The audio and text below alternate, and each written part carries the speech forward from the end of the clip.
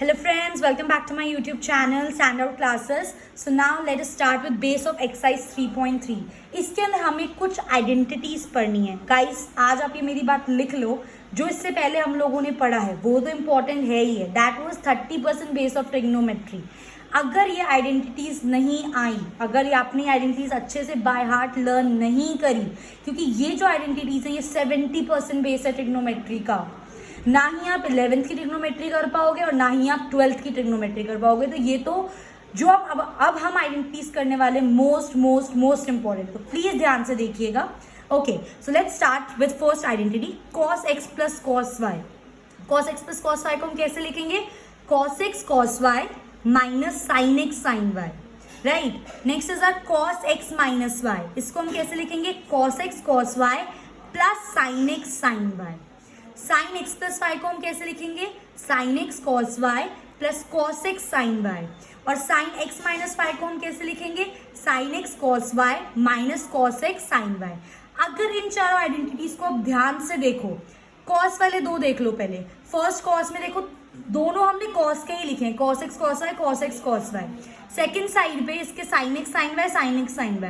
बस अगर यहाँ पे प्लस है हमारा तो यहाँ पर क्या हो जाएगा? माइनस. और यहाँ पे अगर माइनस है हमारा तो यहाँ पर क्या हो जाएगा? प्लस. सिमिलरली sin x और sin x माइनस y में हमने क्या करा है? एक sin x का एक cos y का. देन फिर sin x और cos y के बाद फिर फर्स्ट cos x लेंगे, देन sin y. इसमें भी ये चीज फॉलो हो रही है same, sin x cos y then पहले cos x फिर sin y. राइट, और अगर यहाँ पे प्लस है तो यहाँ पे प्लस ही रहेगा, यहाँ पे माइनस है तो यहाँ पर माइनस ही रहेगा. Next, tan x plus y की आइडेंटिटी क्या होती है? tan x plus tan y upon 1 minus tan x tan y. tan x minus y की आइडेंटिटी क्या होती है? tan x minus tan y upon 1 plus tan x tan y. cot x plus y की identity क्या होती है? आप पता है इसको ऐसे भी लिख के देख सकते हो पहले, फिर आप उसको उल्टा कर दो. अगर आप ध्यान से देखो, cot x प्लस y को ऐसे लिख सकते थे, cot x plus cot y upon 1 minus cot x cot y. तो जो tan x की वही cot x की सेम है, बस हम उसको उल्टा कर देंगे. ऊपर हमारे न्यूमरेटर में क्या आ जाएगा? cot x into cot y, ये इंटू है, cot x into cot y minus 1 upon cot x plus cot y. Just हमने उसका उल्टा करा है. cot x माइनस y को हम क्या लिखते? अगर हम tan के टर्म्स में लिखते तो cot x minus cot y upon 1 plus cot x cot y. उसका जो डिनोमिनेटर है ऊपर ले लो, तो क्या हो जाएगा? cot x cot y plus 1 upon cot x minus cot y. ये बस छोटी सी ट्रिक्स हैं जिससे आप लोग थोड़ा फेमिलियर हो जाओ कि कैसे लर्न करना है, कैसे करना है. आगे बढ़ते हैं. नेक्स्ट आइडेंटिटी है हमारी sin 2 थीटा. sin 2 थीटा को हम क्या लिखते हैं? 2 sin थीटा, थीटा बोलो x बोलो यार, 2 sin x cos x. और tan के टर्म्स में भी इसका एक फॉर्मूला होता है. दोनों फॉर्मूले लर्न करने बहुत इंपॉर्टेंट है.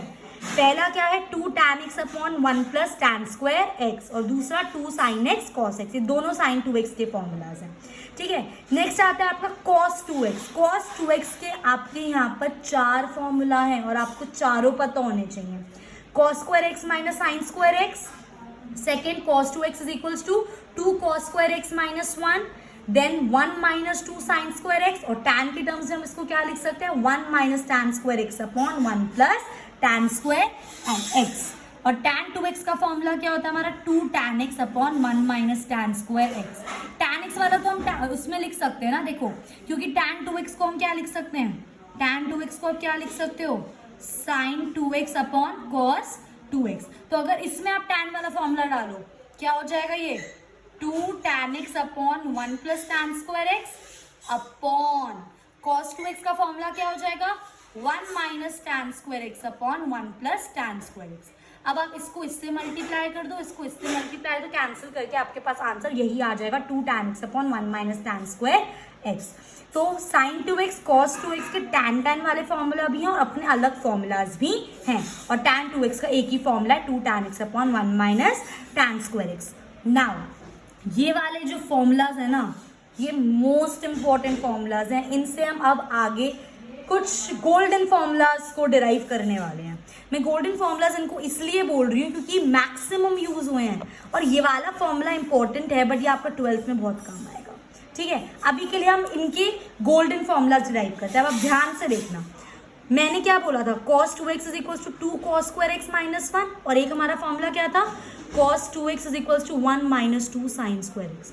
अब मुझे एक सिंपल सी बात बताओ, अगर मुझे यहाँ पर साइन स्क्वायर एक्स की वैल्यू निकालनी है, मैं निकाल सकती हूँ शिफ्टिंग करके यार, है ना।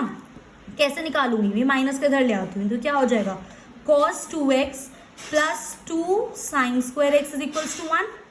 अब 2 साइन स्क्वायर एक्स यहीं पे छोड़ दो, उधर जाके क्या हो जाएगा ये 1 माइनस कॉस 2x, और साइन स्क्वायर एक्स की वैल्यू निकाल दो।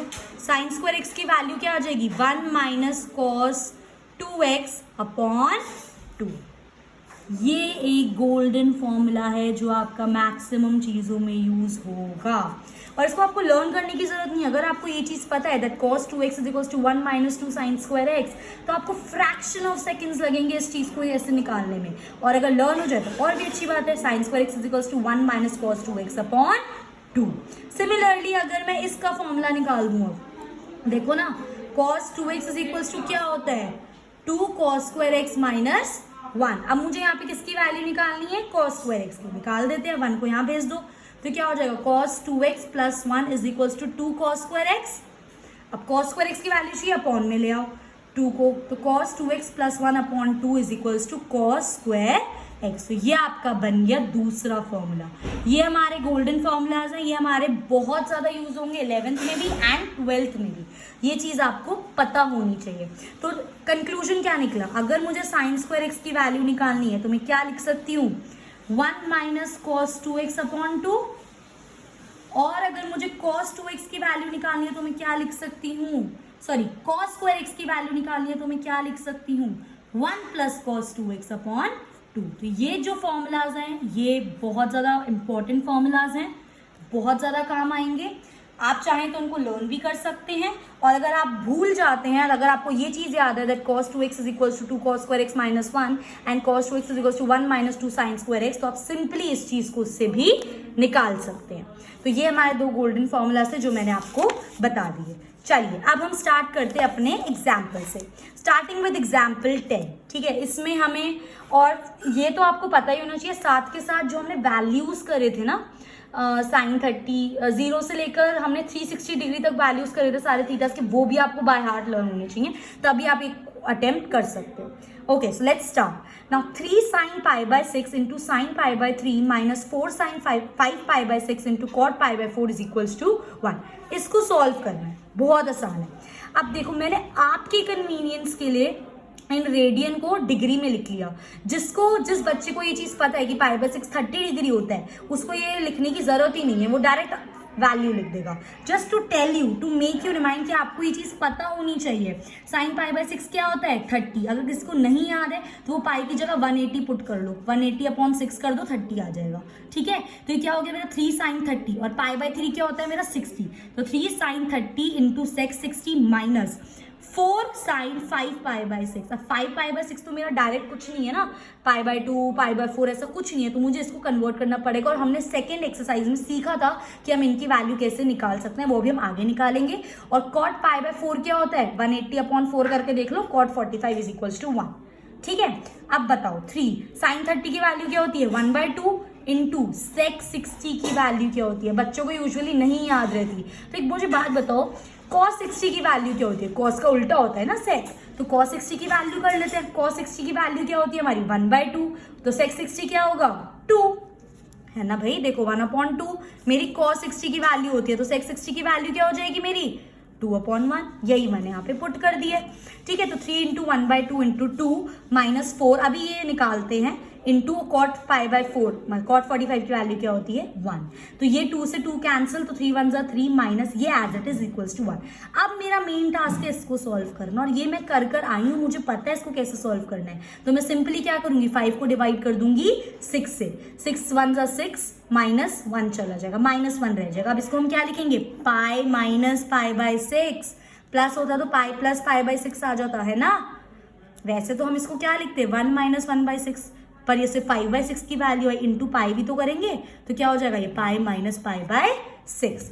तो मैंने पाई माइनस पाई बाय 6 लिखा, वही कॉन्सेप्ट यूज करेंगे। देखो पाई है, पाई पे चेंज तो 110% नहीं होने वाला, तो हम क्या लिख देंगे सीधा साइन पाई बाय 6। पर हमें इसका चेक करना पड़ेगा कौन सा कोऑर्डिनेट पड़ रहा है गाइस, पाई माइनस, पाई मेरा यहाँ पर है, पाई में मैंने कुछ माइनस करा तो मैं कौन से क्वाड्रेंट में आ रही हूँ, सेकेंड, और सेकेंड क्वाड्रेंट में साइन और कोसेक दोनों क्या होते हैं, positive, that's why it is positive sign pi by 6। Now 3 minus 4 sign pi by 6 क्या होगा आपका, करके देख लो यार, नहीं आता तो 180/6, तो ये क्या हो जाता है आपका 30 डिग्री, वैसे पता होना चाहिए, ठीक है। तो 3 माइनस 4 इंटू 1/2, 2 से 2 कैंसिल, गाइज ये मल्टीप्लीकेशन में आप इसको ऐसे कुछ नहीं काट सकते, इन दोनों को काट सकते हो, ठीक है। यूजुअली बच्चे मिस्टेक कर देते हैं, ये नहीं होना चाहिए, बेसिक मैथमेटिक्स की कॉन्सेप्ट है।